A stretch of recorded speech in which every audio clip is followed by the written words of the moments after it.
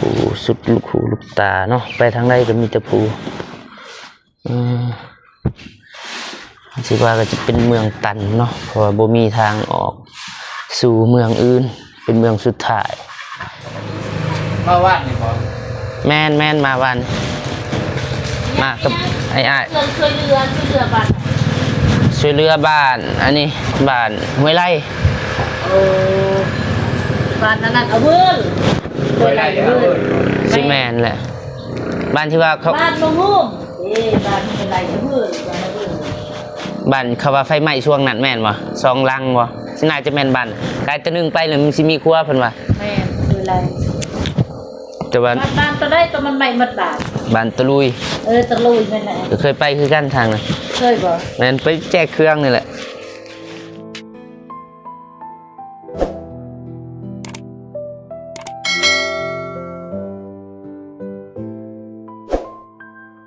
มาพ่อพี่น้องตื่นเช้ามาเบาฝนก็อยู่ที่เมืองกระลึมเนาะพี่น้องถือว่าแบบทางลังเบาฝนนี่ก็จะเป็นตลาดเมืองกระลึมเนาะพี่น้องก่อนอื่นหมดก็กราบทักทายสบายดีเด้อสวัสดีพ่อพี่น้องบัดสุขบ่ว่าอยู่ในและก็ต่างประเทศก็ยินดีต้อนรับเข้าสู่ช่องเบาฝนลาวใต้คือเก่าคือเดิมพี่น้องเบาฝนก็ตื่นมาแต่เช้าๆเนาะเบาฝนสิมาถ่ายบรรยากาศเมืองกระลึมบรรยากาศตลาดเมืองกระลึมให้พ่อให้แม่ผู้ใหญ่ใจบุญและให้ FC ได้เบิ่งได้ชมน้ำกันว่าบรรยากาศเมืองกระลึมเป็นอะไรเนาะเพราะว่า FC หลายคนก็คือสิยังบ่เคยเห็นหลังจากที่ว่าบางคนก็ทีมงานก็สิได้กินข้าวอยู่นี่แล้วก็สิได้เดินทางไปจุดหมายปลายทางนั่นก็คือบ้านห้วยไร่ไปแจกเครื่องเนาะพี่น้องเดี๋ยวบ่าวฝนก็สิอัปเดตแล้วก็สิถ่ายให้พ่อให้แม่เบิ่งบรรยากาศเมืองกระลึมควรเป็นอยู่ของเขาเจ้าเป็นอะไรเนาะพี่น้องไปเบิ่งไปชมกันพี่น้องไปบรรยากาศเมืองกระลึมเนาะพี่น้องเงียบบ่มีคนป่ะนะ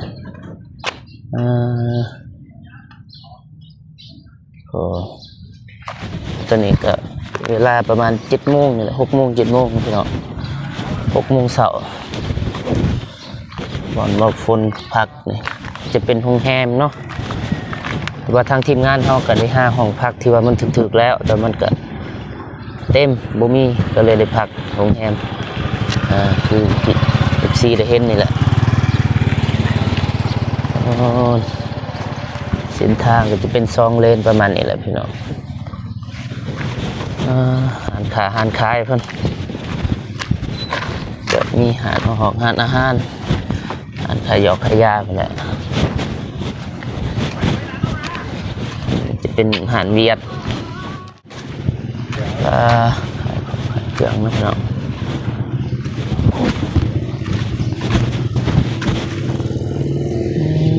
อากาศเงียบไปนะเดี๋ยวบางคนก็สิพาไปเบิ่งตลาดว่าเพิ่นขายยังสบายดีไหมเถ่ามาเรียกขายยังมาซื้อของเขามาซื้อป่ะเนี่ยคือว่าบุได้มาขายเครื่องอยู่นี่ป่ะ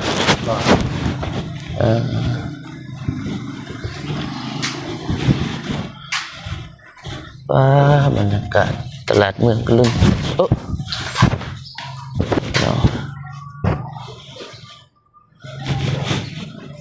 คนไปใส่เบิดไหม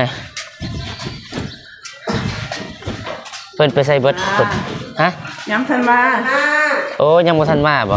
ช่วยดีกว่าประชดนี่ค่ะมาช่วยเนาะ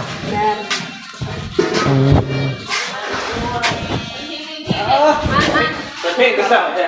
มาตึกผักบ่ตึกผักช่วยยามันขายผักขายหญ้า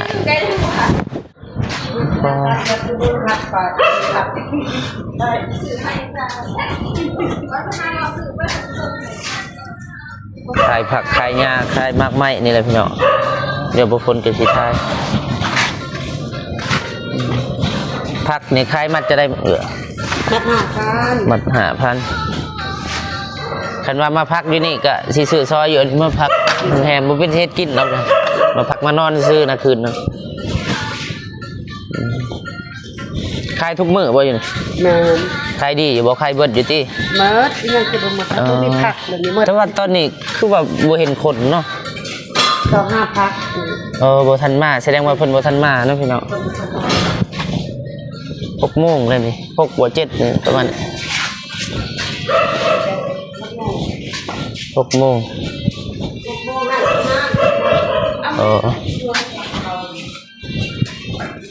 เดี๋ยวบุคคลสิมาถามราคาศีลคนไทยจะได้อยู่เมืองกะลึมนะสบายดีเด้อ เด้อ ใครจะได้ศีลหมู สินทุนโลแสนสิ โล110อ๋อ คนอันนี้ ก็พอปันกันอยู่กับบ้านเฮา ทุกคนเท่าใดเด้อ ประมาณนั้นแหละขายซ้ำกันนี่แหละ โอ้ยน้ำล้างมือบ่110โลนึงศีลสดประมาณบรรยากาศเนาะพี่น้อง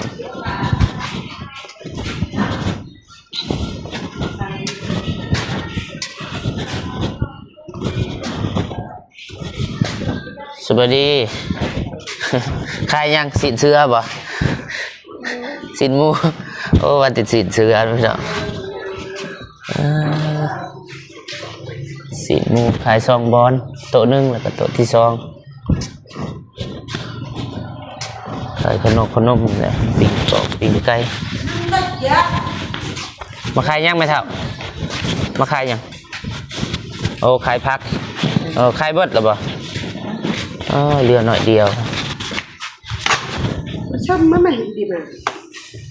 มันน่าเทียบกับยำ เดี๋ยวบอกฝนสิไปท้ายหอมเหาะตลาดแล้วก็เทศบาลเมืองก็ลืมให้FCได้เบิ่งได้ชมนำกันเนาะพี่น้องตลาดเนาะคือว่าเงียบสงบคนบ่ทันตื่นเพิ่นว่าป้าโถ6 โมงแล้ว6 โมงเช้าว่าคนบ่ทันตื่น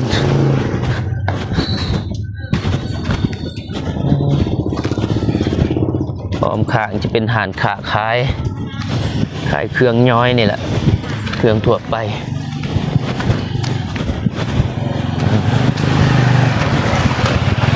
หันจอกหันจีนหันเวียดนี่แหละ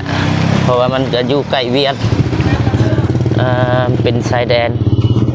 เมืองกะลึมมันติดกับชายแดนเวียดเนาะพี่น้องส่วนหลายก็มีแต่เวียดแล้วก็จีนมาขายเครื่องหลักๆก็เป็นเวียดนี่แหละ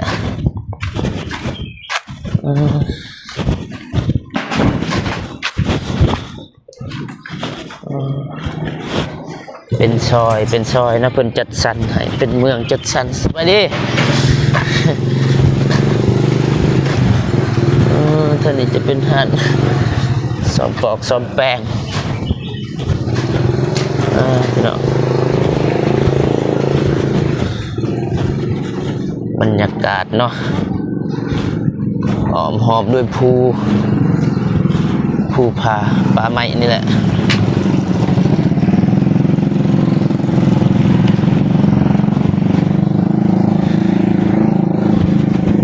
ธนาคารนโยบาย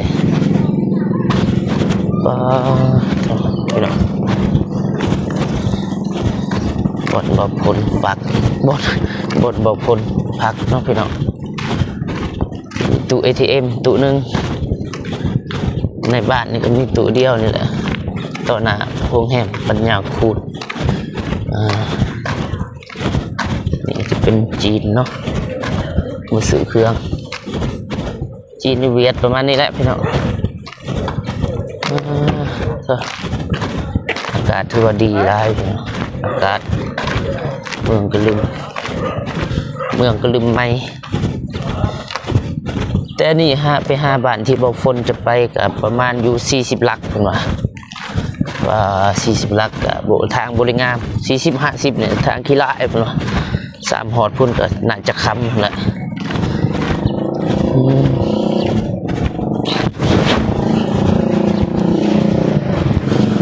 ไข่กรอบไข่เนาะ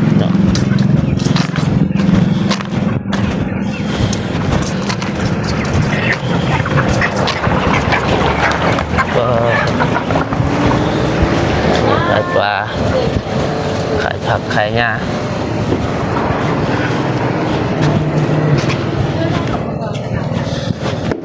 โอ้โถสบายดีพ่อเฒ่าสิไปใช้นี่สิไปใช้นี่ ไปใช้ ว่าแต่สิไปท่าแต้งพ่อ ก็ท่านเดินไป เมื่อได้ไปท่าแต้ง ก็ท่านหูเกิดยังตายมันจะเกิดไปโลด ชื่อเขาบ่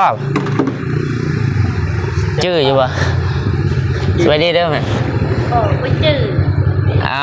มาเฮ็ดเวียกอยู่นี่พ่อเฒ่าไปส่งพี่กายนี่เด้ ไปส่งยัง ไปส่งพวกน้องพี่กายนี่เด้ผู้ตีเพดานอยู่นี่ไปส่งท่าแต้ง โอ้ไปมุก ห้าพ่อเฒ่านี่แหละไปส่งพี่กายนี่ มาอย่างอีก มาสีมาซอยเรือ ฮะ ซอยเรืออยู่อันนี้บ้านห้วยไร่มาแจกพ่อหอกพ่อห่มนี่แหละ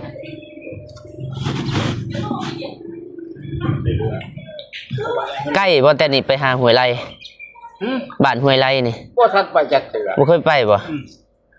นี่แหละเขตบ้านตะนึงเพิ่นว่า บ่ แถวนั้นน่ะบ่าว ตอนนึงก็ใกล้บ่ใกล้ไปแล้ว แต่ว่าทางยากเนาะ พอไปไหนไปได้ บ่ยากบ่บ่ยากสำหรับพอ ยากสำหรับลูกเบิ่งรถพอบุเป็นบุเนาะรถอันนี้แหละบ่ฝนขี่เทื่อนึงทางพ่อเพิ่นหาพ่อเพิ่นไปส่งอยู่ท่าแต้งพุ่นแหละจื้ออยู่หยิบซับนี่แผ่นหยิบซับเต็มพุ่นนี่แหละ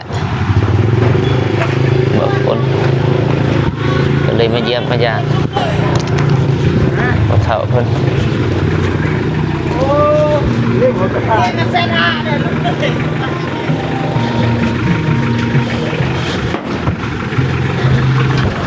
กลับก่อนนี่พักอยู่นี่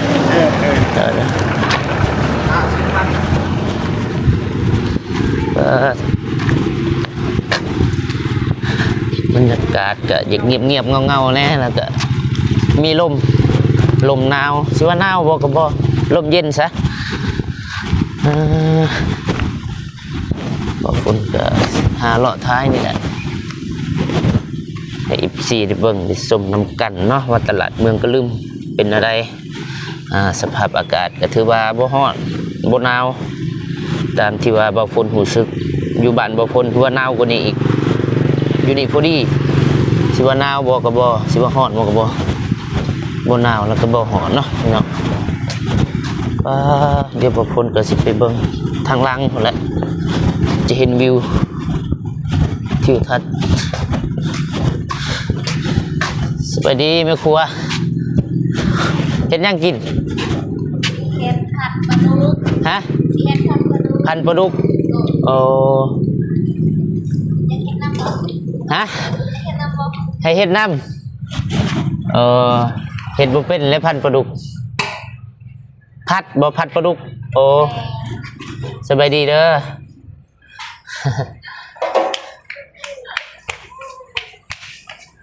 แม่ครัวเพิ่น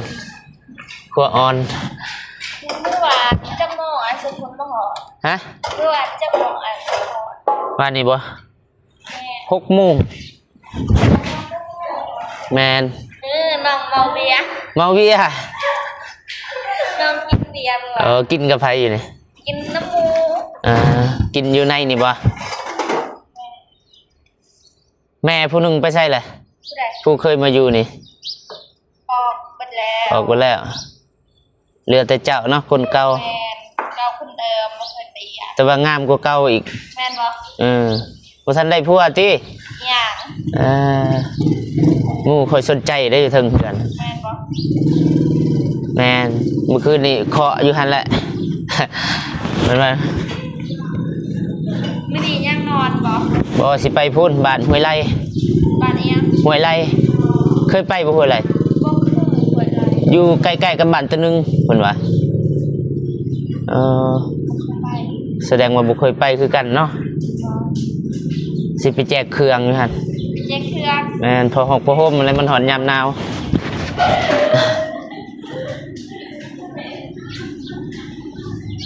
จักคนเดียวนี่ยืนโอ้3 คนสบายดีเด้อ ยิงสามสายสี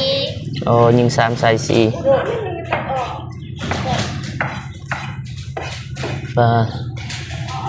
นั่นแหละขอบใจสิไปทายปลาเถอะไปพี่น้องกวนน้องๆคนเฮ็ดกินสิไปทายมุมลังหรือว่าภาพทางลังเนาะให้ได้เบิ่งได้ชมนำกันคนก็สิหาโอกาสมาทายมาอัปเดตก่อนที่จะออกเดินทางสู่ไปบ้านห้วยไร่ที่ว่าจุดหมายปลายทางของทีมงานเฮาแต่ก็บ่ฮู้ว่าสิเป็นอะไรในระยะการเดินทางนี่แต่ว่าไปเบิ่งไปชมเนาะพี่น้องไปหลุดนำกันทางทีมงานเฮาสิไปฮอดจอดถึงหรือว่าใดก็เดียวกับทางทีมงานเฮาก็สิได้อัปเดตเป็นระยะให้ FC ได้เบิ่งว้าบรรยากาศเนาะพี่น้องถือว่าอากาศดีได้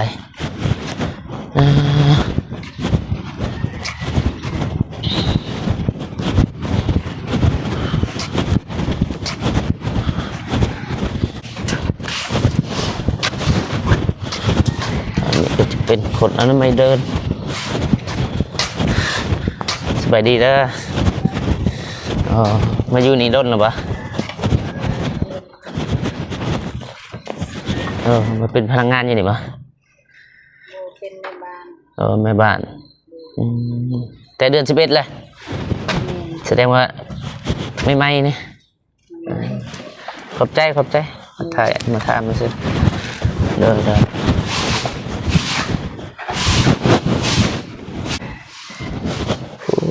บรรยากาศเนาะพี่น้องอ้อมหอบเมืองกระดึมก็จะประมาณนี้แหละ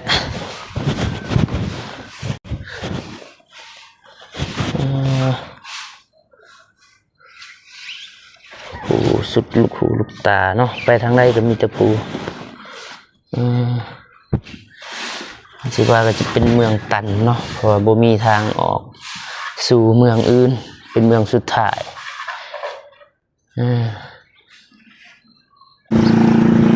บอกฝนลืมซื้อสบู่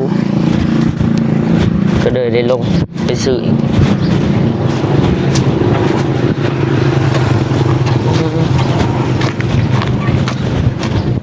ไปหาซื้อสบู่ก่อนเนาะ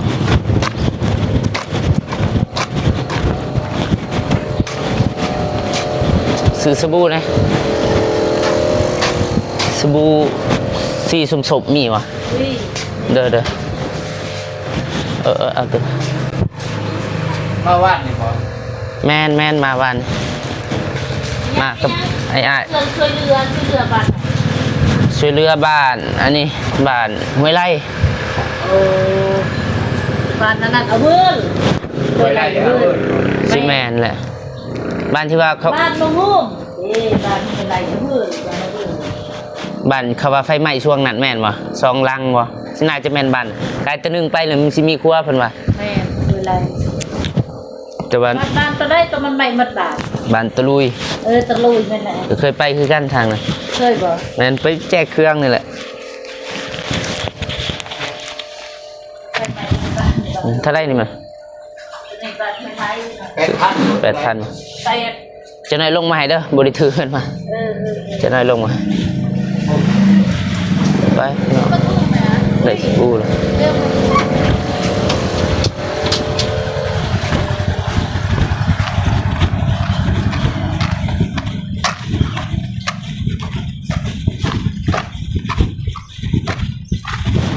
แทบจะบ่มีรถเนาะพี่น้องถือว่าก็เป็นดีอีกอย่างหนึ่งอยู่บ้านว่าฝนก็น่าจะมีรถไล่กว่านี้อีกเพิ่นบ่ทันตื่นบ่เดี๋ยวทำมันเฮียนนี่แหละ